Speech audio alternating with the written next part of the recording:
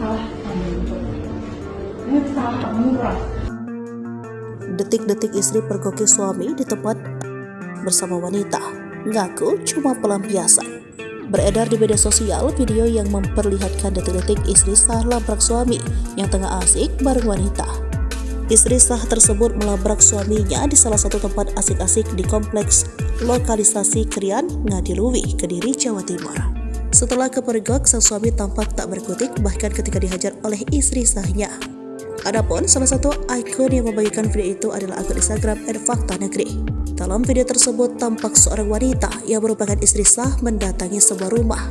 Wanita tersebut tengah mencari sang suami yang diduga sedang berada di dalam rumah itu.